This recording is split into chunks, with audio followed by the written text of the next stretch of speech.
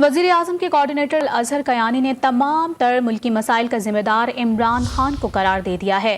Press conference کے دوران الزام لگایا کہ عمران خان نے اپنی نالائکی اور چوری ہی نہیں بلکہ بدنیتی کے ذریعے ملکی معیشت برباد کی ہے۔ دعویٰ کیا ہے کہ موجودہ حکومت نے کرنٹ اکاؤنٹ سمیت دیگر خساروں پر قابو پاتے ہوئے پاکستان کو سری لنکا بننے سے بچا لیا ہے۔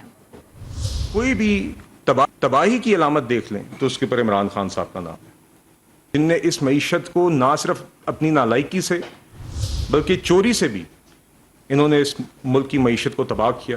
آج جو ہم مہنگائی یا مشکلات دیکھ رہے ہیں، یہ خان صاحب کی ہوئی ہے، نالائکی اور چوری، اور اس کے علاوہ بدنیتی بھی اس میں شامل ہے۔ موجودہ حکومت واقعی یہاں پہ ہمیں ان حالات سے بچا گئی ہے جو سری لنکا میں تھے، جو خان صاحب چاہتے تھے، جو ہمارے خسارے تھے، جو یہ ریکارڈ خسارے چھوڑ کے گئے، کرنٹ اکاؤنٹ ڈیفیسٹ بھی اور فسکل ڈیفیسٹ بھی، اس میں بہتری آئی ہے۔ اس مالی سال کے پہلے 8 ماہ میں ہم نے دیکھا ہے کہ کرنٹ اکاؤنٹ ڈیفیسٹ میں 68% کمی آئی ہے۔